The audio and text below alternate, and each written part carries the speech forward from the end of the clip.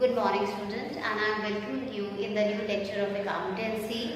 That today we are going to start the new chapter of your book, that is the basic accounting terms.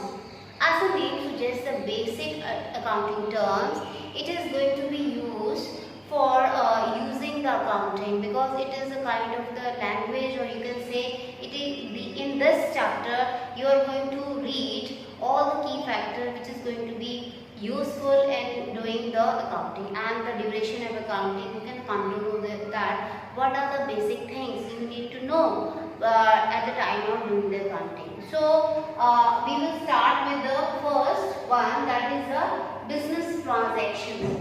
So business transaction, we have started so many times, we have talked about so many times about what is the business transaction. So business transaction is in a process where two parties, you can say, involved for the purpose of some event which is related with the money, and it is recorded. The transaction which can be of economic in nature, and also that is related to the money, which is related to your business, and which is actually done with the two parties, are called the business transactions. So we can say that the business transaction, it is a financial transaction or economic event entered by the two parties that initiates the accounting process of recording it in the books of account. So it is the event expressed in the terms of money which brings change in the financial position of enterprise. So it means it should be of financial nature. It can be measured in the money, and by recording it causes in which it brings a change in the financial position of an enterprise. So this is called the business transaction. Next is the accounts. Now, what do you mean by account? In the simple way, when you want to understand the account, that is, account is always in a T form, which has the two equal sides. One side of account is called the debit side, and the other side is called the credit side. Accounts are always prepared in the ledgers, and what are account? It is a record. So we can say that it is a record of cash and credit transactions. It is not only show the accounts of transaction, but also show their effects and direction. So we can also say that it is a way where we, with the help of the ledger of the account, we classify all the transaction and put it in the account. And it is not only the posting of the account from the journal to the ledger, but it also be when we are maintaining the account, we are also going to compare the debit and the credit. With the help of comparison between the debit side and the credit side, we come to know, we arrive with a one amount, that is either it is a debit balance or it is a credit balance, and it is going to be used for the further process. That is it is very much useful for making of the trial balance also. The next is, that is capital. So the word capital plays a very important role in calculation of your accounting, because we can start with the capital. Whenever the business is start, it start with the capital. The first initial amount, or you can say the investment, the first investment done by the proprietor of the businessman, or you can say when the proprietor invests the money in the business, that is called capital. So capital means what? It is the amount, capital is the amount invested in the enterprises by the proprietor. The proprietor means the owner of the business, or by partner. It means if the business is on the partnership basis, there is not only the one owner, but there are 2, 3, 4 owners. They are called actually the partners. So we can say when it is the amount invested by the proprietor, when there is one owner or the partners, okay, it made in form of money or asset having monetary value. So it is a liability of the business towards the proprietor. It increased the further investment. It increased the further investment, and it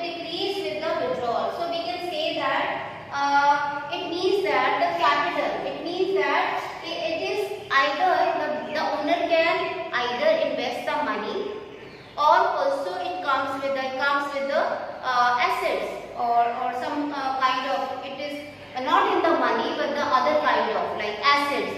Also the both kind of the things are called the capital.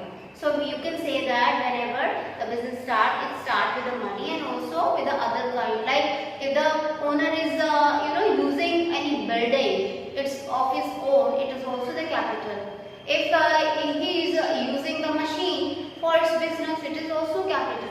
Capital may be the money or the other thing which is actually using for the business purpose, which is actually using for earning more profit in the future. So we can say also when we invest money in the business, it is called capital, and it is actually the liability of the business towards the owner. Because why it is called the liability of the business? Because when we make or when we establish a business has its own separate legal entity. Although it is created by the owner, even then it is different from its owner. That's why when the owner invests the money in the business, from the point of view of the business, the owner is also the claimer of the money. So because he is also a person, he is a person, you can say, he is the first person who is actually invested its money to the business. So from the business point of view, even the proprietor is also the first claimer of the business. Okay. Also we can say when the proprietor or the owner invests the additional money, additional capital, it means it also causes the high of the liability for the business. And if the proprietor or owner withdraw the money, it is called the drawings in the language of the accounting. When the proprietor invests the money in the business, that is called the capital, and when the proprietor or the owner withdraws the money or any kind, it is called the drawing. It may be of the money. When he is withdrawing the money, that is called drawing, and if he is using the goods which he is producing. For example, if the owner has a business of the furniture making, and it is actually using that furniture for its personal use, that is also called drawing. So now next is the drawing. So drawing means what? The amount withdrawn or goods taken for the personal use.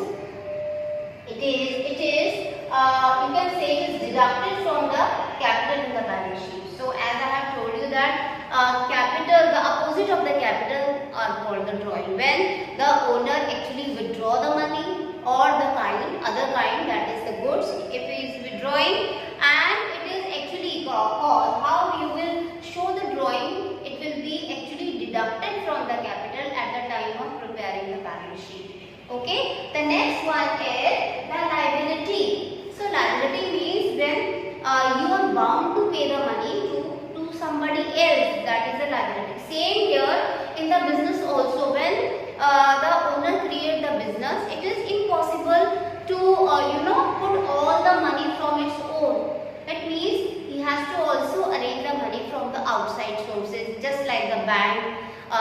He can borrow the money from the outside, the third party.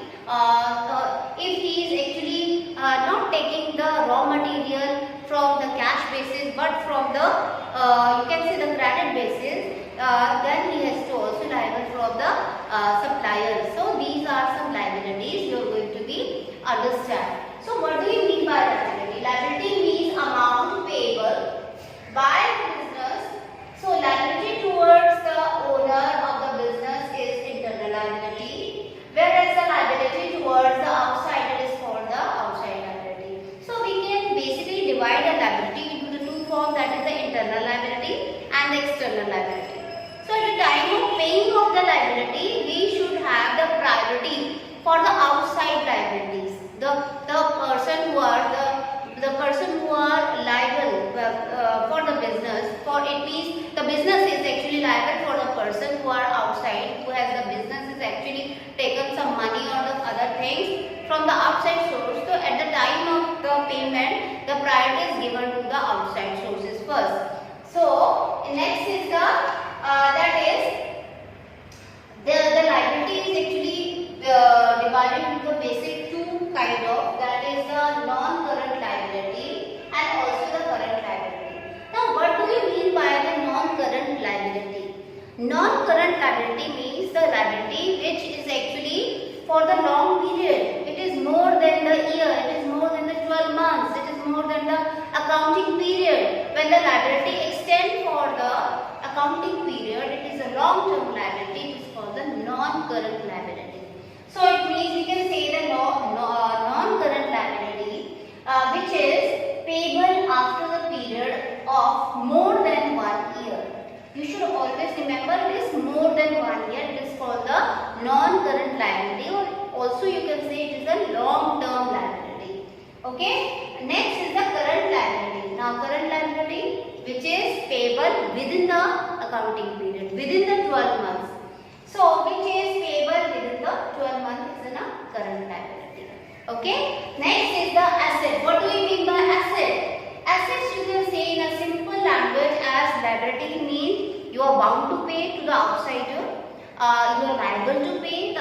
For when we talk about the asset, assets are the opposite of liability. These are actually the business property. These are the properties of a business which actually enhances you to earn more and more profit in the coming future. The things which are actually useful for earning more and more profit in the future for the business is called the assets. It may be your land, your building, your machinery, your car, your fan, anything which is actually using for enhancing your profit in the business or which is actually result in increase in the revenue is called the assets. So we can say that the assets are the properties tangible or intangible, so owned by the enterprise. Assets are the properties owned by the enterprise. So tangible and intangible. There are two words coming here, tangible and intangible. So intangible means which the properties and the asset which can be touched or feel is called the tangible asset. Just like the furniture, just like the machine, the building which can be seen or touched, those are the tangible assets. The assets which are not you can touch or see or feel, those are the intangible assets. So, but these cannot be touched, which cannot be feel, but even then it is actually useful for enhancing the profit. Those are your trademarks, and you can say your technology, or you can say the technical know-how. So these all are the intangible assets. So they are economic. The assets are economic resources of business. Anything which will enable the firm to get economic benefits in the future is called assets. For example, land, building, machine, etc., etc. So assets are totally divided into three parts, basically three parts, that is the current assets, non-current assets, current asset and fictitious assets. So if we talk about the non-current asset, or you can say the long-term assets. So these are assets which are held by the enterprise for the long-term period. That is, for example, fixed assets, non-current investments. It is held for the purpose of increase the earning capacity of the enterprise. Okay. So also the non-current assets are of the two kinds, that is tangible and intangible. I will also explain you what do you mean by tangible or intangible. Next is the current asset. The current assets are the short-term assets, so which are held by the enterprise with the purpose of converting them into the cash within the short period of time. So these are the current assets, are the assets which are actually useful for converting them. It means it is converting them into the cash.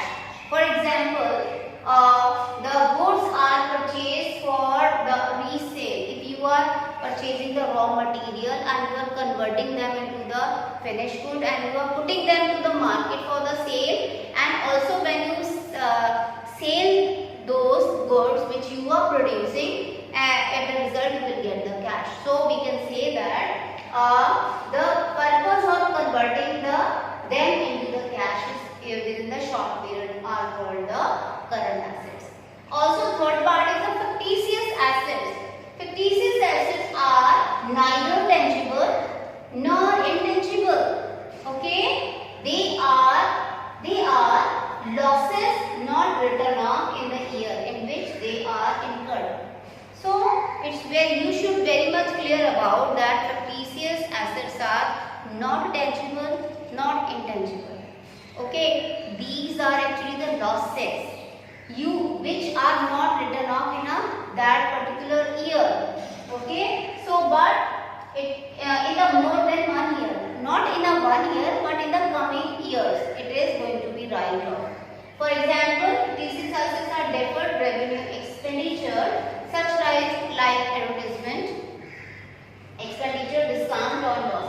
So when we are actually put the money for the advertisement, these are the deferred revenue or a fictitious asset. Actually, the expenditure or you can say the losses which are you incurred just for the benefit of the future. What kind of these assets and you can say the expenditure and losses are? For example, if you are just putting a 1 lakh for the advertisement, okay, actually this is an expenditure which you are putting for the advertisement, but that advertisement for your good is going to be useful for coming 10 years. That is very much useful for just awakening your customer that this is my product. You have to put the amount to spend some amount to spend for the advertisement, so that your customer should know about it, so that you can able to motivate your customer with the help of the advertisement. So in a one hand it is an expenditure, but actually whatever you are doing, you are just putting the money for that particular expenditure. It is actually enhancing your sale in the coming future. It is enhancing your revenue. That's why it is expenditure, but it is actually called the fictitious asset. The same is if you are doing some discount just to increase your sale, that loss for putting your value down for a particular product just for the more sale. Okay, that is also called the fictitious asset. So these are the three kinds of the asset, that is the non-current asset, current asset and fictitious asset. Now in the next lecture we will do the other basic accounting terms. We have just studied about what is the capital, what is the business transactions, and so many things we have just discussed it. Now there are some key words and key accounting terms which are very important for you for the preparation of the account. So next is that is receipt. What do you mean by the receipt? Receipt means the amount received or receivable for the selling of assets, goods and services. It further divided into the two parts. So receipt means whatever you are the amount is you are receiving for the selling of any asset or the goods or services. So either you are just selling the asset, or you are selling the goods, or you are just selling your services. Whatever in these places you are just getting as a form of money, it is called receipt. And receipt is again divided into two categories, that is the revenue receipt and the capital receipt. What is the revenue receipt? Now revenue receipts are the amount received in the normal course of business, say against sale of goods or rendering the services, investment of business resources, say fixed deposits. They all are shown in the P&L, and also in the income and expenditure in the non-profit organization. So we can say that the revenue receipts are the amount received in the normal course of business.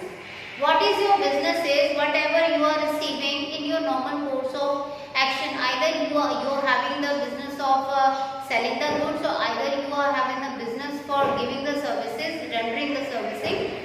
So whatever you are just receiving the normal course of business, which is actually creating or enhancing your revenue, those are called the revenue receipts. So we can say that the revenue receipts are actually you are recorded these receipts in the the profit and loss statement of any business, or also these are also recorded in the income and expenditure if the business is actually of a non-profit organization. If it is related to the non-profit organization, then these kind of receipts are actually recorded in the income and expenditure account, and if the business is of a normal business, then you are to be record these revenue receipt in the profit and loss accounts. Okay. Next is the capital receipts.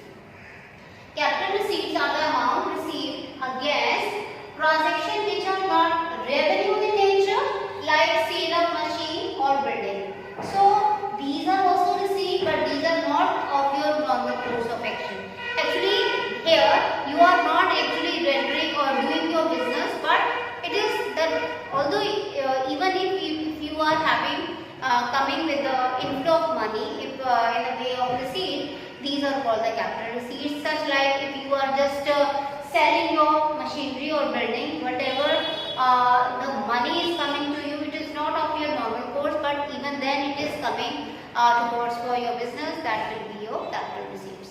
Next is the expenditure. What do you mean by the expenditure? So expenditure is mean that the amount spent or liability incurred for acquiring assets, goods or services. I am repeating the line, the amount spent or liability incurred for acquiring the asset, goods or services. When you are actually helping to acquire something for acquiring of any asset, goods or services, that is called that amount is called the expenditure. Again, expenditure is divided into the three categories, that is the capital expenditure, revenue expenditure and deferred revenue expenditure. That what is the capital expenditure? The capital expenditure is the amount incurred to acquire assets or improving the existing asset which will increase the earning capacity of the business, and that is will give benefit to enduring the nature to the business. It may be incurred or acquired for tangible or intangible asset. For example, that is expenditure incurred for purchasing of machinery. So we can say that the capital expenditure is the amount we spend or incurred for acquiring an asset, acquiring some new asset, or enhancing, or you can say improving the existing asset. Why? Just for increase the earning capacity or the profit capacity of the business. Now, capital expenditure can either be for the tangible goods or acquiring the tangible goods, and either be for acquiring the intangible goods. Okay. Now, next is the revenue expenditure. What do we mean by revenue expenditure? That is expenditure incurred to exhaust within the accounting period. It has direct relation with the revenue. So the expenditure which you are incurring or just doing for the normal course of business, like if you are giving, it is actually directly related with your revenue. Just to increase your revenue, whatever the expenditure you are doing during that normal course of action is called the revenue expenditure. For example, giving the salaries or the wages or paying the electricity bill all come to your revenue expenditure. Now, third one is the deferred revenue expenditure. What is the deferred revenue expenditure? That is, it is a revenue expenditure in nature, but return of in the more than one accounting period or accounting year, because it is an estimated that benefit of such expenditure will incur in the more than one accounting period. So it means deferred revenue expenditure. We have already discussed that its benefit is actually going to be useful for the coming years. That's why this expenditure is not written off in a one accounting year, but it is also written off in the coming years. Next is what is the expenses. Now, expenses is the cost incurred for generating revenue. Expenses is the cost incurred for generating